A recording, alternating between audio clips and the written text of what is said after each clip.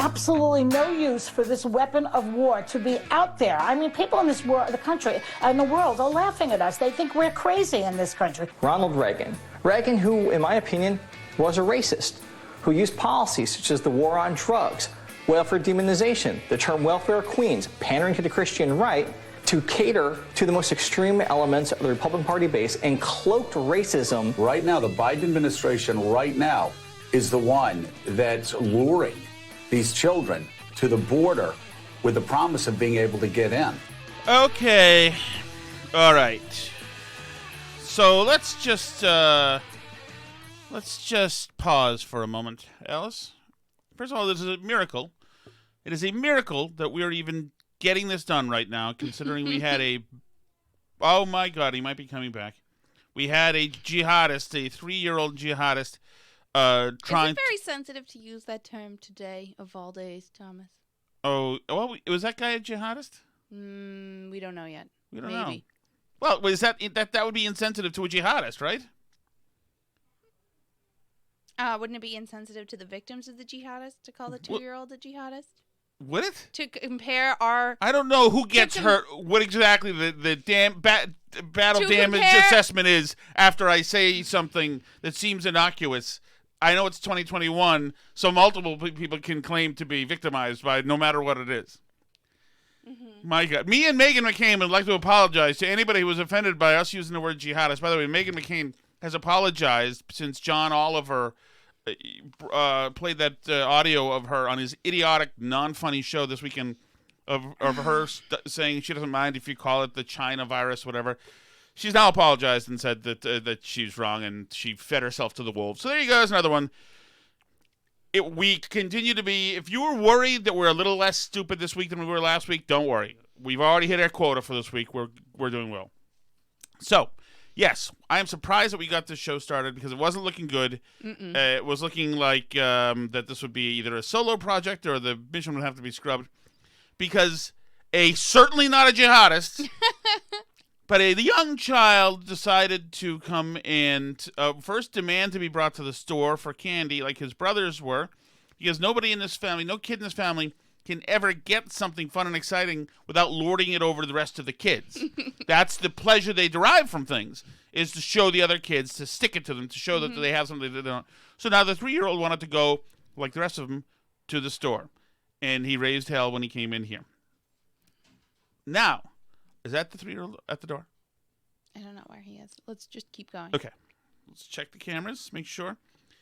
So the he first came child, in, then he moved all the cameras again. Yes, one child today was allowed to go to the store on his little bike. And then that was the 7-year-old, 7, and then the 5-year-old had a tantrum because he couldn't go to the store. Of course, he can't ride his bike good enough. Of course, I took the 5 and 3-year-old to the regular grocery store this morning and got them candy also. Yes, but now they're demanding their rights. We have Children's Lives Matter in this family, and they were protesting and raising hell. And so I talked to my wife while I was in the car. I was driving around, and I said, okay, how about this? I'll take the 5-year-old to the store. And she said, okay, I'll have him wait at the corner. When I got to the corner, he had been crossing the street, and somebody had now pulled over. Very typical Shattuck. Somebody had pulled over to intervene because there was a child in danger, as far as they thought. He wasn't really in danger, but he was so excited about going to the store that he was running around on this little corner. And so I had to assure her that I was not kidnapping the child, that it was my child. And she was okay. So that's fine. And we went to the store. The 7-year-old was Do people kidnap random kids in the suburbs? The 7-year-old was at the store. He brought $5. He bought $8 worth of stuff. And she said, okay, that's $8. And he said, I only have $5. In a way where he expected her to just, level the difference, and just give it to him, because I think that's what our kids do when they go to the store. They just don't have enough money, and they're usually given the things for free. So my kids are shakedown artists and terrorists. So that's neither here nor there. So now the little one wants to go to the store, and that's fine. But okay, we're safe. There is so much idiocy in the news cycle today again, and there's so much. I mean, the shooter stuff, the stuff at the border, continues to get worse. It's getting somehow worse. They still can't get any good messaging down. And there's some Black Lives Matter stuff happening. And people, of course, now, because people were hopeful that it was that the shooting in Colorado could be a white supremacist shooting. Now apparently this gentleman was a Muslim man who did the shooting. So they don't have that. So now it's gone to, because everything must be used to beat up those who think differently than you. So now it's a gun control issue, and now people who know nothing, the people who know the least about guns, people on the coasts in media, are now telling you all about guns, and you have to take it from them on what guns have to be forbidden and what have to be banned, and they know the least amount, and it's a way that they use, because they're just as craven as everybody else. They use it to really just cast judgment. Why would you need an AR-15 to go out and go hunt? You don't need that hunting with your big stupid gun in the stupid truck with your stupid plaid hunter's vest with your stupid Trump sign, you stupids. That's really what they're saying. So, well, and I think they're going to try, because this guy was a Muslim, and it's not really clear if he had ISIS sympathies or if he may have just had mental issues. Right. It's not so clear, everybody planted the flag yesterday on social media saying, absolutely, look at white man, white toxicity, white supremacy, et cetera, et cetera, et cetera. And how does it feel to be in which another white man does this? And everybody was an absolute jerk on social media yesterday. And today, now the other side is gleefully, the conservative side is gleefully celebrating because because they've busted all of these preachy, know-it-all elite lefties yesterday, assuming that, and joyfully assuming that it was a white man and this was white supremacy. Both sides do this. Both sides hold their breath and wait to see who it is, to see what point they can score on the other side. They don't wait until the bodies are cold to see if they can somehow foist it into their political narrative. If you're going to spike the football on Twitter is a little tough, because it's frozen in time then, and when things turn the corner and it's found out that the reverse is true, you really do look like a jerk. Yeah. Well, but I don't want to start there, Alice Shattuck. I don't even want to start there. Can I add one I want to start. We're going to get back to that, I swear. Okay. We're going to get back to that. And then you can lead. Absolutely. I don't want to even start at the sub-basement of craven human American cultural discourse. Okay. I want to start with a personal plea for somebody, Alice. Somebody named Martinez Contreras. Martinez Contreras, I am asking you. Now it's a little bit too late for you. It's too late for me? But please, Martinez, Oh. We're trying to make this project work. As Seinfeld would say, we're trying to have a civilization. Mm-hmm. Don't screw it up for the rest of us, Martinez.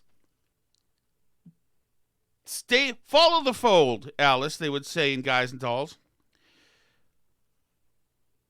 This is a report concerning Martinez. Okay. The reporter captioned a photo of a nurse preparing to vaccinate someone with the words, effing hot nurse, and used the acronym for the slur Jewish American princess.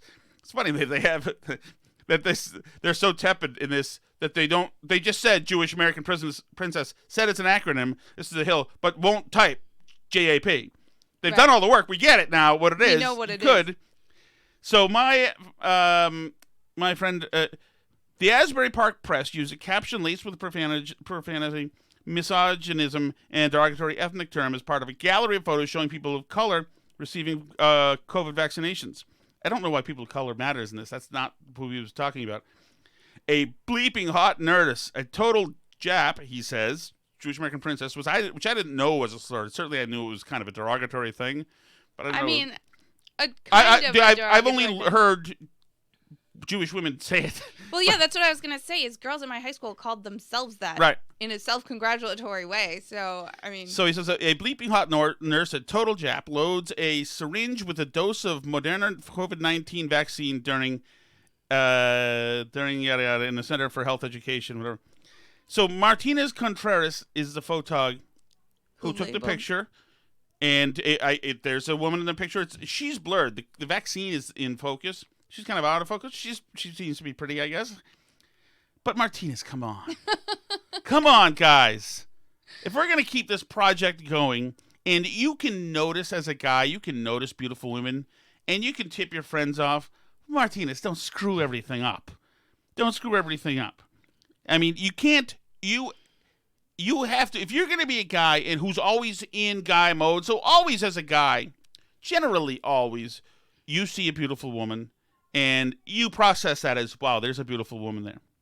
Mm-hmm. Now, she assumes that Martinez Contreras is there to take pictures, and that's the number one thing in his mind. But for, like, promoting the vaccine distribution and all the happy story and her professional... Right. Now, she probably didn't assume that he's celebrating her beauty and heritage, which he's just taking he's taking his shot at, really, because I don't know how we'd know. But anyway,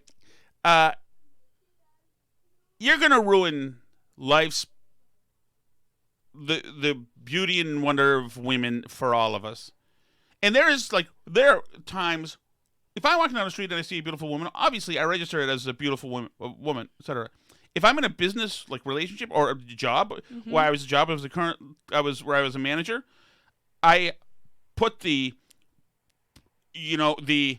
nuclear bomb Trinity site level eye filter sunglasses on when I'm at work.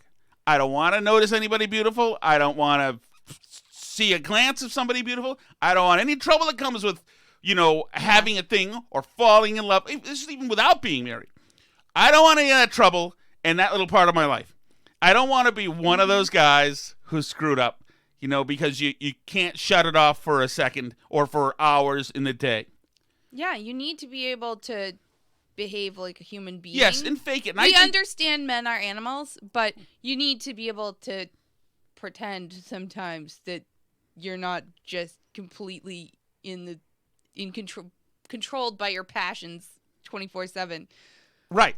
Yes. The key is that we put on clothes in other affectations of civilized people in order to be able to conduct a business and try to pass ourselves off as not cavemen. Mm-hmm. So Martinez has lost his job. I'm sure that he did not intend to have this be in the caption of his photo. I'm sure that either... Yeah, it was for him privately or whatever. Or it was for the guys at the photo desk, maybe the man, guy talk, look at this hot... And then somebody forgot to take it out. Somebody forgot to take it out, or somebody didn't forget to take it out. Well, somebody remembered that they should be taking it out, but then thought, do we somebody really didn't need like Martinez around? Right. So, like I say, when I've done radio stuff, you send scripts to the voiceover guy. Mm-hmm. Like, this is Acme 103, the Rock of Boston. Acme 103, rocking your rear end off, Boston, Mass. Acme. So you get those lines back. A lot of times, I've been friends with some voice guys. Mm-hmm. So a lot of times they'll go, okay, this is Acme 103, the Rock of Boston. Tom, how do you effing want me to accentuate this? Or they'll give me crap. They'll swear all over the liners at me personally because they're having fun.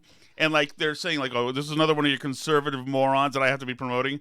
Here we go. It's like Sean Hannity, 3 to 7 on WTKS 405. So it could have been something like that where they're just friends screwing with each other. Mm-hmm. But come on, Martinez, don't ruin a good thing. Yeah. Don't ruin a good thing. Well, also that word or acronym in particular is, like you said, it's something that I've heard Jewish women use about themselves or other Jewish women, but not something that I would ever use about a Jewish person myself. About them, right. No, I certainly wouldn't use it in a public. I mean, like I said, when I was coming up, it was something that Jewish women called themselves. Yeah. And they would say, "I used to know this girl all the time." And I used to know a young lady. Mm-hmm. I don't know. She's my age now. So back then we were in our 20s, and she would call herself a Jap all the time, and she'd say, "Oh my God, I'm the world's worst Jew," and I was like, Jesus. I never said that, obviously, but she was a Jewish woman, and she very much felt comfortable saying all that stuff. But yeah, I mean, obviously there are things that are in-group things that are okay to say in your in-group that are not for people outside to be saying about other people. I can't imagine saying that to other people. But also that term is it's a bilingual slur. Right. It sounds like a slur for somebody else. Yes, halfway across the globe. people who are experiencing record high levels of racist violence recently. So right, and maybe Martinez, Contreras, perhaps you yourself would get some intersectional protection, but you are outgunned in this situation. Yeah, Outranked. The Latinos went too much towards Trump, yes. So they're off of the minority island. So it says the Asbury Park Press later changed the caption before removing the photo entirely. I think that was right. I think that was smart. Martinez is unemployed currently. And so that's the cautionary tale of Martinez Contreras. We can all do better. It is interesting. We have to do the work, honey. Yeah, it is interesting. Only St. Patrick's Day and only Irish and Italians now are widespread spoken of in generalities, not accepted for others. Mm-hmm. I think. Well, Germans. So the world has decided it's absolutely fine to hate and denigrate the Germans, and maybe for good reason. There was a rough patch for about a century or so. There's some friendly stereotyping of Italians too. Oh, definitely. Certainly the Irish. Well, yeah. I mean, if Italians were sensitive about it, the entire Joey Tribbiani character in Friends, right, would be the stupid bada bing. He's obviously Sopranos. I mean, is the Notre Dame mascot still the Fighting Irish? Yes.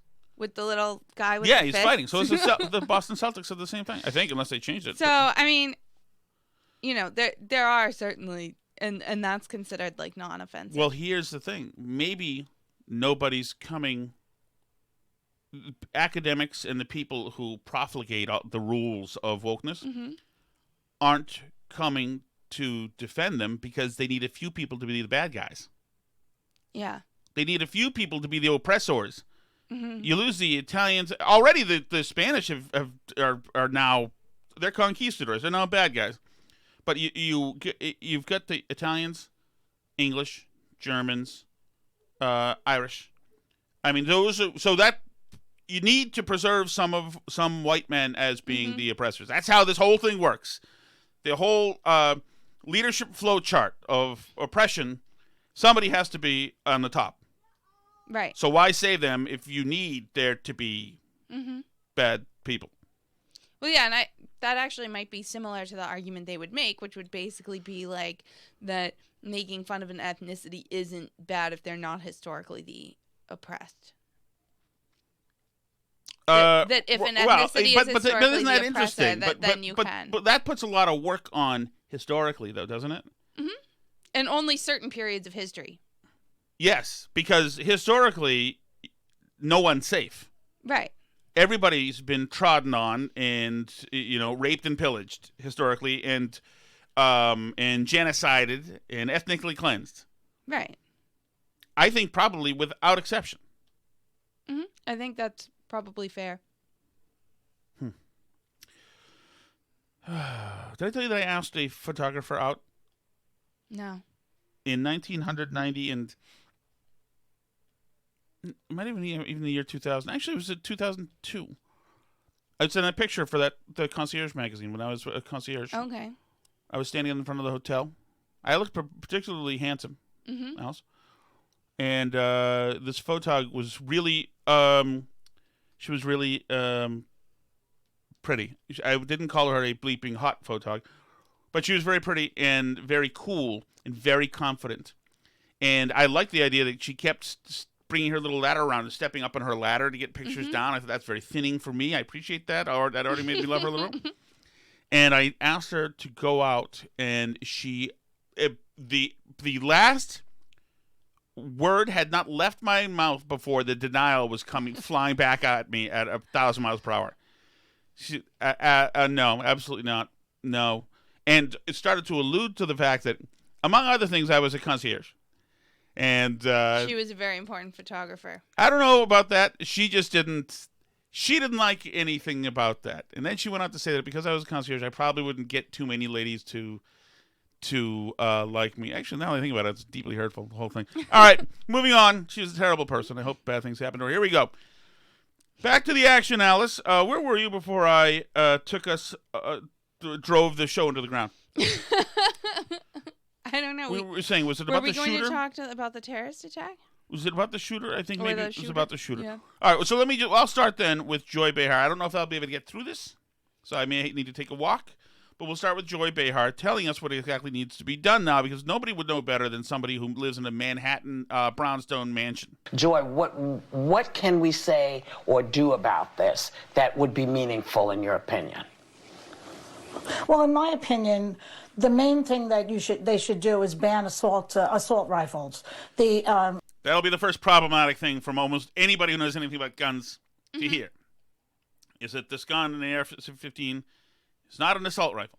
Right, it's not an assault rifle. It's a really good rifle, which is a problem when it's in the hands of a psycho looking to shoot a lot of people. AR-15 type of rifles.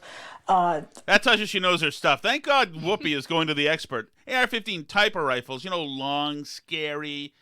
That are responsible for Sandy Hook, Aurora, Colorado, San Bernardino, Pulse nightclub in Orlando, Las Vegas. The rifle independently did all these shootings. It was responsible for them. I could go on and on. Parkland, Waffle House, Tree of Life Synagogue, etc. All of those massacres were conducted with one of those AR-15 type of rifles. In 2004, George W. Bush lifted the ban on those rifles. And since then, the number of massacres has increased 183%. During the ban, there were 12 incidents. Since he lifted the ban, there are 34 incidents. Anybody, a right-minded person, can see that that gun has to go. Of course we have to have background checks. You don't want any idiot just getting a gun or some mental case. You want people who have a background check, and that it doesn't make anybody feel safe to have those guns out there. I appreciate if you live, like Megan says, in an area where you need to protect yourself with a handgun. There is. Yes, we'll let you have a handgun to protect yourself, but mostly nothing more than that. Mostly because that's what our security guards carry, is they protect us. Nothing more than that. Nothing that looks scary that you can carry outside. Nothing that you might want to use, let's say, if a coyote is attacking your horse. Well, and it's also interesting because, and the left is famous for doing this. I'm not covering any new ground here, but they're mixing a lot of different things. So you'll hear them say that, there were X number of mass shootings. There's already been 130 mass shootings this year or whatever, which seems impressive because you feel like, wow, I haven't heard about that many mass shootings. Which ones did I miss? But then they're counting, any time when 3 or more people were shot, which includes a lot of, gangland, regular gang violence, and most of that is committed with handguns. A lot of these kind of mass casualty, high-profile events are committed with ARs and similar rifles because they are super easy guns to use, but they're not automatic weapons, among other things about them. But if you care, for example, about Black and brown lives lost to gun violence, far more of them are lost because of handguns than anything else, which is why, for example, DC had the handgun ban for a long time. So it's just telling. It's like when in Massachusetts, what's her name? Maura Healey banned assault weapons changed our assault weapon rules on the fly completely a few years ago. And she did that in a year, and probably it hasn't changed much since, when literally zero people were shot with an assault weapon in Massachusetts. Like, nobody gets shot with assault weapons in normal day-to-day life. It just doesn't happen.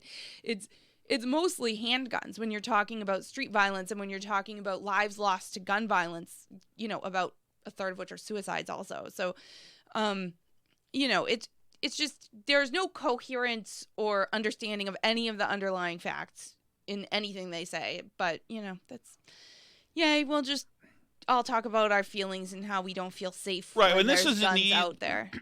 The need to have this, absolutism. We need resolution. We need to have something to blame right now in an action item right now. Mm-hmm. Even though sometimes a psycho walks into a place with a big gun and blows everybody away. Sometimes a psycho walks in to a university with 2 handguns and shoots everybody. And sometimes this just happens. This part of this, part of this is the need to try to file this away as finished and resolved totally. Mm-hmm. And some things just can't be resolved. Some things are just freaking asymmetrical, and sometimes that's what happens. And to think that a law, this guy obviously doesn't care about any law. Well, right. And actually, I heard that, I'm not 100% sure that this is true. I'm sure there will be analysis of this, but it'll be interesting to see if this is true. Some people were saying online that this chain of grocery stores in the past couple years had changed their policy around carrying in the grocery stores, and that you were no longer supposed to bring guns into that chain of grocery stores, and that could be something that could have contributed, because the people who followed the rules didn't have their guns in the grocery store. Right, and I don't know how Colorado is with guns. So they do allow them some places, but I think, so my understanding is their policy in the past had been just comply with local ordinances, but this particular chain of grocery stores had said in the last couple years, with all the like outcry about gun violence in Parkland and whatever, had said, like, you know what, like Starbucks did too, remember? And all these places kind of, you know, changed their policies around the same time, and that they had said, like, no, you know what, just leave your gun in the car, don't come in with a gun in our grocery store. Which is completely missing the mark. Right. Obviously, because those people are not shooters. Those people are the shoot the bad guy kind of people. Right. The people who listen to your rule are not the people that you need to worry about. And who's going to make this guy follow the rule? Obviously, the rule didn't stop him. And the Aurora, Colorado shooter, didn't they have a rule not to bring handguns into that theater, or bring any guns into that theater? That was a big gun, I think, in that theater. No, him. But didn't they have a rule not to bring guns in there? You're right. It was a gun-free zone. A gun-free zone, wasn't yep. It? And schools, in the obviously. Fort Hood shooter as well. Schools are gun-free zones. Right. For sure. Absolutely no use for this weapon of war to be out there. I mean, people in this world, the country, and the world. Isn't it an alarming thing to hear somebody who supposedly, like her, is somebody who's an influencer, somebody who's highly educated, somebody of a certain set of years, I would say at least 70 years old, who knows that little about the Second Amendment and its origins? Yeah, knows that little about literally anything. Can you imagine? They never even bother to think it through. Weapon of war. Right. Yeah. It's like we don't have the gun rights for hunting. We have the gun rights for tyranny. Exactly. And then people will say, oh yeah, what do you think, you're going to be able to fight tanks and jet fighters and aircraft carriers and all that stuff with your handguns? It's like, yes, exactly. You think you're going to be able to fight the British with a bunch of farmers with muskets? Yes. Do you think, the Viet Cong and North Vietnamese army is going to be able to cast off the mighty American army with guerrilla warfare tactics? Yes. It's about attrition. Revolutionaries generally count on attrition. Right. It becomes a game of, when does it stop being worth your while to get me to do what you want me to do? And getting shot at helps that equation in favor of the person who doesn't want to do the thing the government wants to make them do. And, I mean, just even letting go of the merits of the question for a minute of whether or not it would be a good thing to get rid of the Second Amendment in this country, which I obviously don't think it would be a good thing to do so. But there comes a question of practicality also, that, if you don't like standoffs with the cops, especially standoffs with the cops with minorities, how do you think you're going to get all these guns from people? Right. Well, because there's going to be 50 Breonna Taylors a day if you have the cops going door to door to get people's guns. I mean, realistically, like, what do you think is going to happen there? Right. Well, and not only that, but then you'd have to have a worldwide gun ban. Mm-hmm. Because when the robust economy of the American economic system enriches the Americans, and the Americans and there is a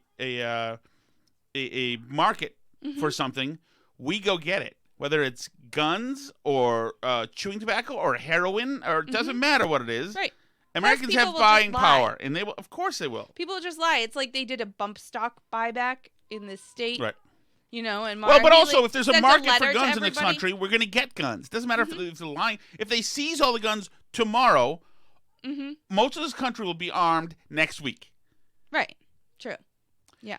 But even then, like, it's just funny because people, like, that's why the joke, like, lost all my guns in a boating accident is, like, big among the Second Amendment people, because it's like they're gone. Like, when Maura Healey did the bump stock ban, like, you're absolutely in trouble unless you hand in your bump stocks right now, after the Vegas shooting where the guy used a bump stock and they got, like, 12 back out of the whole state or something. So along the lines of needing to have everything make sense and have everything have be set in the binary terms, this is Kurt Bardella, who's with the LA Times, who talks about, now he's talking about the Asian violence with the shooting at the Asian spa in the massage parlor in Georgia. This is his take on how we got here. We got here, in my opinion, in part because of the Republican Party. This is a party, and this is well before Donald Trump ever arrived on the scene. You can go back to what used to be their standard bearer, Ronald Reagan. Reagan, who, in my opinion, was a racist. Shocking. Shocking, that's his take. Somebody's a racist? Who used policies such as the war on drugs, welfare demonization, the term welfare queens, pandering to the Christian right, to cater to the most extreme elements of the Republican Party base and cloaked racism in public policy. It was always just about racism. That's right. You know, abusing the welfare system, which ensnares somebody in a subpar life for generations and generations, and battling the war on drugs. But I can understand that the civil libertarians think that everybody should be able to do what they want, etc. But, with drugs comes drug addicts and overdoses and other problems, and the American people, as a consensus, didn't want these things in the street. So, you can say it was misinformed or whatever, but it's, it was about racism. Get the hell out of here. Yes, of course, there was more crack in the streets in some neighborhoods than others, and, it is what it is.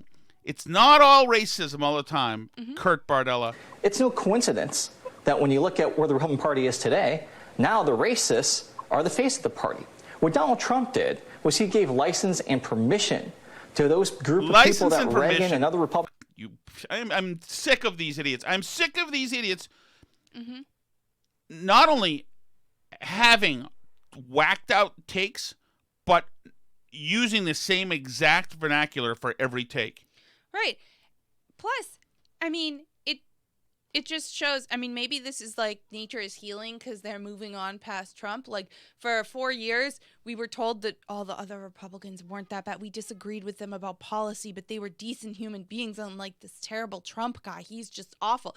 And, like, now I guess we're back to Republicans are all evil racists. Romney's an evil racist. Reagan's an evil racist. The Bushes are evil racists. So, I mean, like, I guess we're back to normal now. All Republicans are evil. Yeah, but also, maybe we always decide that the victims are the ones who are most knowledgeable about a subject. And Parkland, listen to the Parkland kids. They were the ones staring down the barrel of those guns, even though the Parkland kids were in a theater group of building away. But that's fine. Listen to them. They know. They were the ones who were shot at. Listen to the people in and around the massage place. They were the ones who were shot at. They're the ones who were given a heightened level of credibility. Listen to the people in that store in Denver who want gun control. They were the ones who were shot at. I believe that Ronald Reagan was shot at and hit successfully, almost to the point of dying too. How come he now doesn't get a special platform? As somebody who maybe should be listened to, who was shot, almost died, and still had faith in the Second Amendment. No, doesn't matter. Doesn't count. What?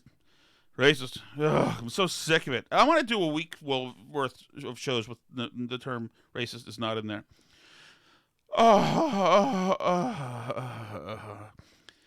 In other stores in the East Coast, well, close to it anyway, Rochester, New York, Black Lives Matter is essentially set siege to a Wegmans. They tried to storm the place. There was somebody there who was shot as well, a young black man in Rochester. So for a while, the people in the store was kind of barricaded shut by the store management, and so all the shoppers had to stay in there while Black Lives Matter tried to terrorize them. And is that everything I have on that? Okay, that's all I have on that subject. If you'd like to, anything you'd like to say? I just wanted to add one tiny thing about the Boulder, Colorado shooting, which is that I predict we're about to see another thing like what we saw after San Bernardino and the Pulse nightclub, which is that, do you remember liberals tried to make it so that you couldn't buy a gun if you were on the no-fly list? Yeah. Yes. So, and they always use this because they think when they're talking to you that you're a dumb Islamophobic racist. So they think that maybe this is like an in to getting you to favor a gun control restriction. Yeah, it's ironic, yeah. They're like, oh, what if we just banned guns for people on the no-fly list? You'll like that, right? You're Islamophobic, right? You'll like that. Even though, like, they had been telling us for years, and most libertarian-leaning people completely agree with them, that the no-fly list is garbage. It's determined by nothing. Right. There's been, like, congressmen on it before because, you know, it's just when people travel, sometimes their activity gets flagged if they travel to the wrong parts of the world and stuff. And it just, like, of course I don't want any of your civil rights based on the no-fly list. The no-fly list is trash. It didn't make anyone safer. It was total junk. And but it just like shows how liberals think that they're going to try and they try and get in by giving you an in that they think is how you think. And because this is another Islamic person, they're probably going to do that again to another Muslim man. They're going to say like, oh, guys, Republicans, you don't like Muslims, right? So how about if we just ban guns for like this group of people that you don't like first as like a way into it? And obviously Republicans see through this stuff because they're generally in favor of the Second Amendment and civil rights in general, civil liberties rather. And, but that's probably what's going to happen. It remains to be seen, by the way. The guy, certainly there's some evidence that he had pretty severe mental illness. And you don't know with these things, the first like 24, 48 hours, the information is really fluid. But, you know, there's some information saying he had really severe mental problems. He was hearing voices. Most of these people are psychos. But there's also people saying that, you know, Biden has been briefed that he maybe had other things. The FBI was aware of him because of other people he knew, potentially, or reports I'm seeing. So I don't know. It could be really either at this point. I don't think we know enough to say right now what was going on. Good news for those of you who are discerning enough to be big fans of Prince Harry. He has now got a new gig at a startup. He's the diversionary success. He's the chief impact officer. Right. So that is good because he needed the help. Hold up. Wait a minute. Your family cut you off? Yeah. In the first quarter of 2020. But I've got what my mum left me. And without that, we would not have been able to do this. Okay. So, you know, touching back on what you were asking, what my mum would think of this, I think she saw it coming. There you go. Well, thankfully, he is going to be gainfully employed very soon.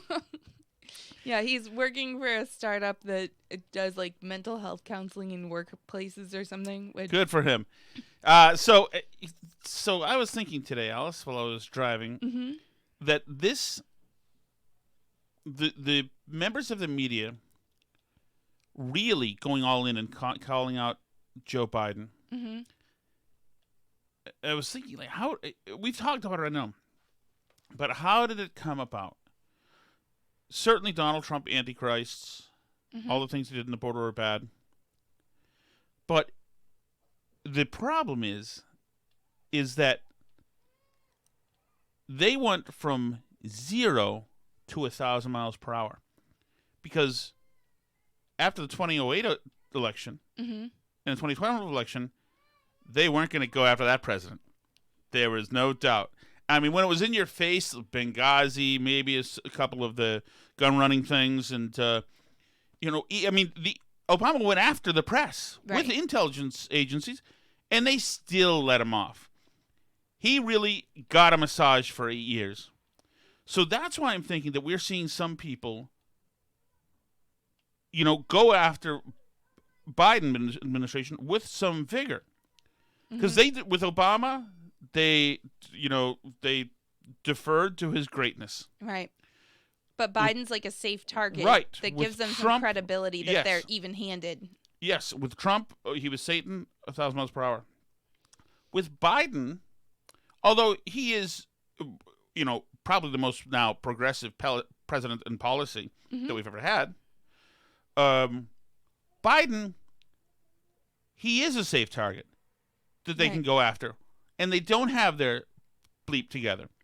And they're underserving the press. And they're not being transparent with the press in ways that the press needs them to. You know, there's an editor out there saying to White House press corps, hey, get this information, and the administration is hiding it. Mm-hmm. They're not giving them access to the border facilities. Border facilities, exactly.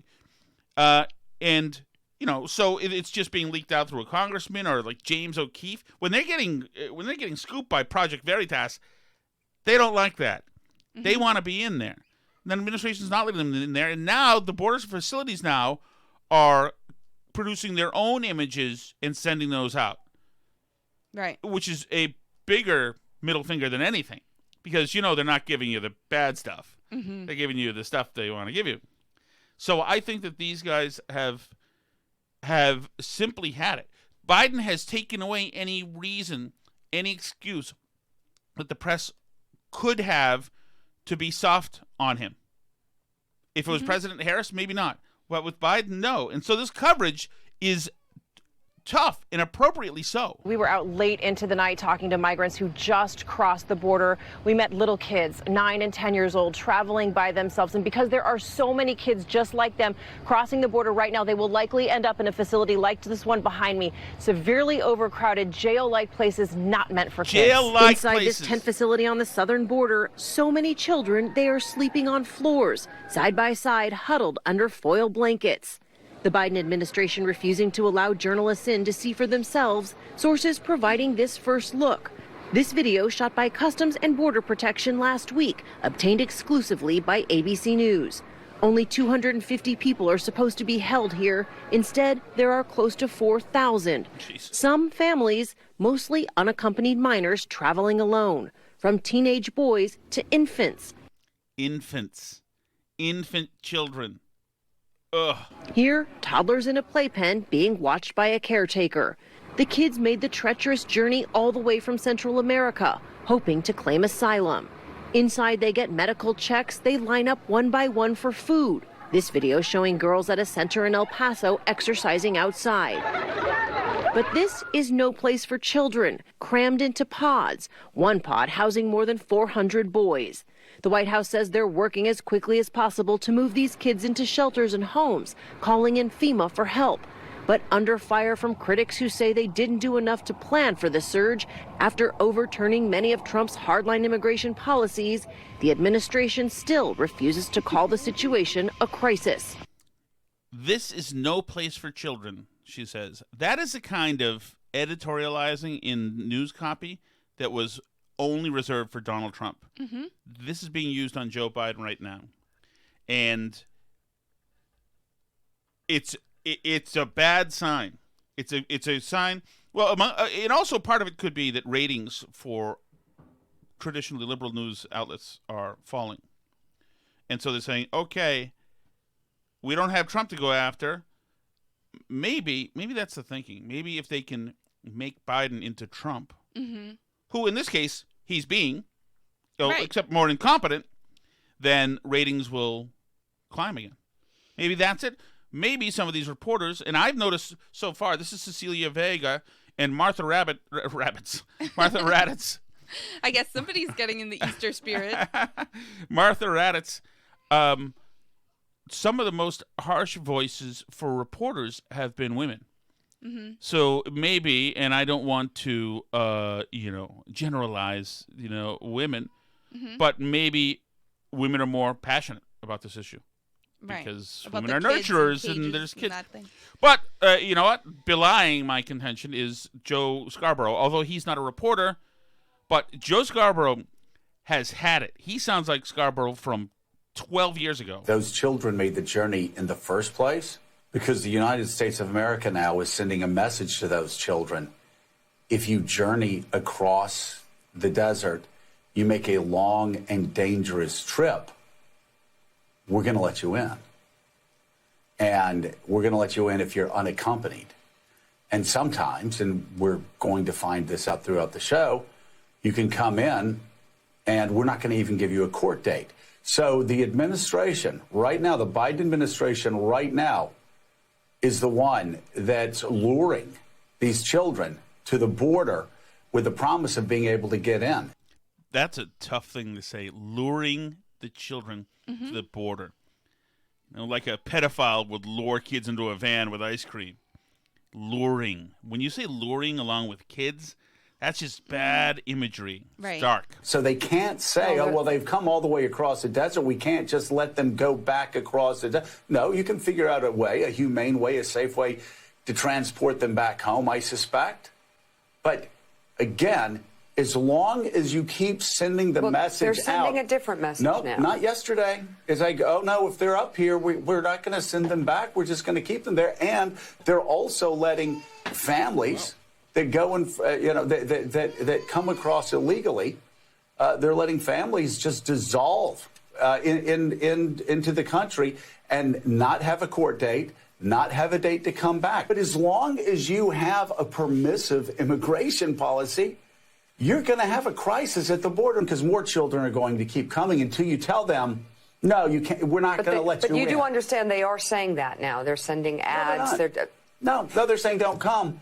But they're still not saying we're not going to let unaccompanied minors in the United States, which is what they're going to have to say. And when they say that, and when that message is clearly sent, then unaccompanied minors will stop crowding the border in the numbers that they're crowding. That's one thing. Also, there's an issue of fairness here that nobody talks about, and I really am not really sure why nobody ever talks about this. But I'm just going to say it. Yes, when I was in Congress, I had people who were family members who were desperately trying to get a husband or a wife over from Pakistan or from India or from Belgium, I don't know, from all over the world. And it would take years, and they would go through this process that was just soul-crushing, and most of the time, they couldn't get in. And we have a policy that just allows people to come in illegally. It's not fair. It's not safe to the children.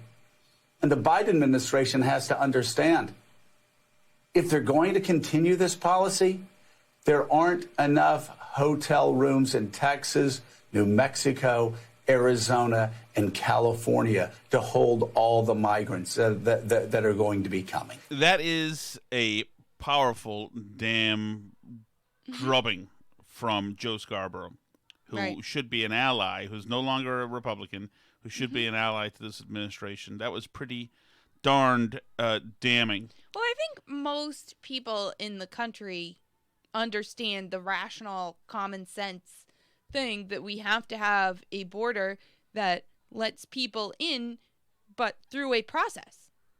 That you can't just have nothing there and just anybody can wander in at any given time. I mean, I think that most people realize that no country on earth runs that way.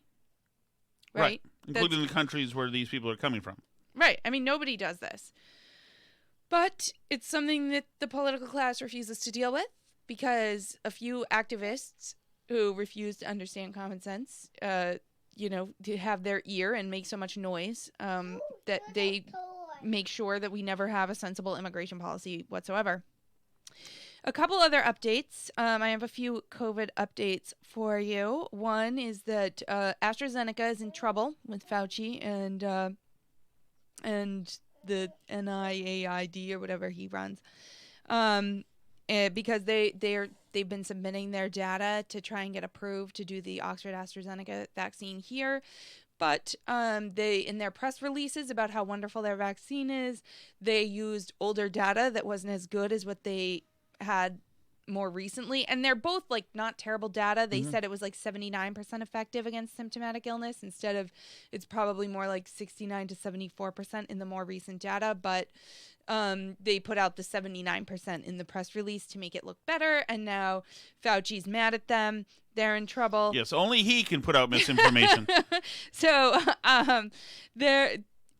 and with the sort of the blood clot stuff in Europe, I don't think that there's really a case to be made that the blood clot thing is related to the vaccine. It's just, you have 17 million vaccines and about 37 of these blood clot incidents, it's not more than would be happening in the general population. It's really hard to prove that there's anything going on there. Maybe something else will be proved, but there's really at this point no reason to think it's unsafe. But between that bad press and now this bad press of them sort of fudging their press release about the vaccine, I would say don't expect to see the AstraZeneca vaccine in the U.S. as soon as maybe we were thinking. In other COVID news, Washington, D.C.'s National Park Service is protecting us all from COVID because, as we know, getting exercise outdoors is really dangerous for COVID. So they have announced that... that was sarcasm, by the way. Yes, it was sarcasm. You can't really there's no actual really confirmed spread of COVID at all outdoors. And exercise outdoors is great for preventing COVID because being overweight is a huge risk factor. Hey, with all those huges. For severe illness and death from COVID. So getting exercise is really good, but Washington, D.C.'s National Park Service has decided that the way to stop COVID is to close down the tidal basin to keep people from looking at the cherry blossoms outside. Great. That's perfect. That's perfect. There's nothing cynical about that. Dark, unnecessarily punitive whatsoever. Too many people might come and look at the cherry blossoms. God, it's like the one great natural spectacle in the swamp that is Washington, D.C. are the cherry blossoms. I understand we're gifted, but... No, you can't look at them. Stay in your apartment. You just can't because you can't look at them. Sorry. Sorry about that. The Capitol, you can't go to. There's fencing and, half of the 5th Infantry Division is there. So sorry about that. Yeah. Yep. Trump did it. So then on another note, I wanted to end this with a hypothetical, but I want to see what you think about it because there was you just pouncing this on me? I'm pouncing this on you. I like it. There was an election. There was an election in 2020, I believe. Is that right so far? Yes. Correct. Are these questions going to get more fun? And, in some cases in elections, the results are very, very close in the election. Yes. So, but the state has a bipartisan process by which it determines the results of the election, and the state determines the results. There's a chance to do a lawsuit, and if you don't do a lawsuit or you lose the lawsuit and the state certifies the results, then is Congress allowed then to change the election results? The United States Congress? Yes. No. Elections are local. So in a state election, if Congress doesn't like the results that state certified, they can't vote to change them? Correct. Wrong. That's where you would be incorrect. And which party do you think is trying to do this? Well, I think I know the answer because I can see that you're having trouble containing your smile. Why, the big bad Republicans? No, in fact, Nancy Pelosi and the DCCC don't like an election that happened in Iowa. That was a congressional election for a member of Congress. It was counted and it was recounted, and there was debate about it. And the results were finally certified with the Republican winning the congressional seat by 6 votes. Okay. And she has been seated. She is in Congress. This is Iowa's 2nd congressional district, which has Congresswoman Marionette Miller Meeks. And Marionette, is she a Q person? No, she's not. She's a normal Iowa Republican woman who is in Congress and has been seated in Congress and is a functioning congresswoman. But the opponent, who lost by 6 votes, Rita Hart, feels that some votes weren't counted that should have been counted, and that she didn't have time to get a lawsuit together before the state certified the election results. So she has gone to Congress to try and throw out the election results. And the DCCC, the Democratic Congressional Campaign Committee, is paying for lawyers to argue this case in front of Congress. So the DCCC, if I'm not mistaken, funds a lot of these Democrats' congressional campaigns, right? I think that's right. And they're paying the lawyers to argue the case in front of those Congress people to vote on this. Right. to see if they can make the argument that there's like 22 votes that this woman, Rita Hart, thinks should have been counted that weren't, that would make her win. So the this will now be in front of Congress with these lawyers arguing this to try and kick out somebody who's actually in Congress right now. What standing does the United States Congress have to decide a local election? It's usually the Secretary of State or somebody like that who does this stuff. Congress apparently has done this 110 times over the last 90 years, and only 3 resulted with the declared winner being ousted. So this is apparently something that Congress can do, although I didn't really know about it. I have to Our be very honest. democracy is under attack, Alice. Yes, this is actually treason, I believe. Is it not? They're encouraging the overthrow of the United States government, as far as I can tell. Yes. So it's definitely going to be interesting to see. This is, I guess, the House Administration Committee. So it's like they're doing it under the auspices of the House being able to like kick somebody out of Congress the way they wanted to kick out Marjorie Taylor Greene, right? So they want to be able to kick out this woman by saying her election isn't really legitimate. Gotcha. Is, I guess, the logic of why them. So anyway. Interesting times in Congress. Interesting times. Things have changed a lot since January 6th, I guess, when questioning election results was literally the end of democracy in America. So, what else you got? Are you done? That's all I'm All right. So now I have something for you, Alice. This is inspired by you. Before we go, and this is for you guys listening as well. I want your verdict on this. This is important. This will tell me a lot about personalities here. David Fincher, who directed the movie Gone Baby. Gone Girl. With Ben Affleck. He did some interview, whatever, it's on Twitter, where he talks about just one particular situation with Affleck. And I want to know where you fall on this. Here we go. Here's Fincher. There's a moment described at the end of this scene where Nick Dunn has to reach into his duffel bag or his backpack and get out a baseball cap that he's bought at the airport. And he puts it on and walks away in hopes that people don't recognize him from the television and put together that that's him, that he's in their presence.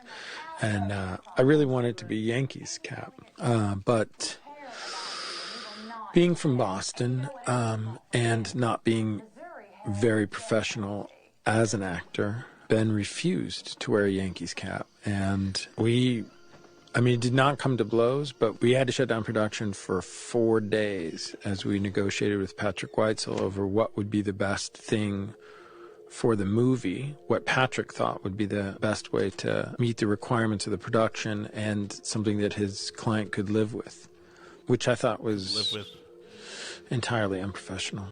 So there you go. So obviously Fincher hates him. Being I think they're actually friends totally now. I don't unprofessional. Know.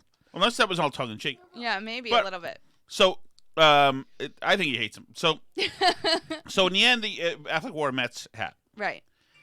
So I'm of a couple of minds Which on he this. called in a separate interview a few years ago. He said it was a very Switzerland solution. Okay. So I'm of a couple of minds on this. First of all, where are you on this? I think it's legitimate. Affleck has an image. He's the Boston guy. He has his Dunkin' Donuts coffee, and he doesn't like the Yankees. Like, you can't have images of himself out there in a brought Yankees his cap. Yankee fan girlfriend, J-Lo, wearing a Yankees hat to Fenway Park during the ALCS in 2004. Well, maybe that's why. Maybe he got burned by that. And so now, because that was his thing, is he said, I told them this was going to be a thing, and I don't want it to be a thing. That's it. So maybe he got so much bad press from that he was traumatized and couldn't wear a Yankees cap. So a couple of things. One, the script called for a Yankees cap, and so I think if he's going to do the movie, then you do it how they want to do it. Wear the Yankees cap. I understand as well, even though it's really... At this point, it's, my principles, my father loved the Sox and his father before him, and I'm not wearing the Yankees. I get it. But that's not Affleck. He's a kid from Cambridge. I question the deepness of the fandom. And also, I would generally say that, you could catch some unneeded crud for this if you're a Boston guy and you have the Yankees hat. Now, I am going to rule against Affleck because his same desire to make sure that his image was much better than the actual real Ben Affleck, who's a drunken jerk. I don't have a problem with the drunken part. I have a problem with the jerk part. That he used the same clout he has to Bigfoot the Channel 2 thing about his genealogy, which was with Obama's friend there. What was his name? Henry Louis Gates. Henry Louis Gates, where they found Affleck had direct relationship to a slave owner. Mm-hmm. And he said, take that out. I want it out. And they actually took it out, believe it or not. Yeah. Because in a show literally about your genealogy, he came up hot for slave owner. And so he had him take it out, which just enough tells you about public broadcasting and Affleck. Right. So, isn't that like the point of the show, is to like face our messy and not difficult if it's not past? Good. No. All he wants to know is, Affleck's grandkids, all they'll know is that granddad wouldn't wear a Yankees hat. Then it ends there. Don't ask any more questions after that. So I'm going to have to vote against him for that. I want to know from you guys, let us know what you think about Affleck saying this. I would caution you, as the sports professional expert here, and you've probably heard my takes on Jerry Callahan's show. I was on there today. I would say, let's hold off on the curse of the Bambino can never wear a Yankees hat thing. Come on. Let's be more high-minded than that. Let us know in Twitter and all those other things that we do. All right. Time to wrap it up, Alice. We've got the animals and kids here. But do let us know that. You can find us on Twitter at Burn Barrel Pod or at Facebook.com/Burn Barrel Podcast. You can let us know what you think there or shoot us an email. Our email address is burnbarrelpodcast@gmail.com. You can also check out our YouTube channel. That's Tom Shattuck's Burn Barrel on YouTube. You can like the videos. You can comment on them. You can talk to us there. You can subscribe. You can do that either there or wherever you like to listen to podcasts. Up to you. C'est la vie.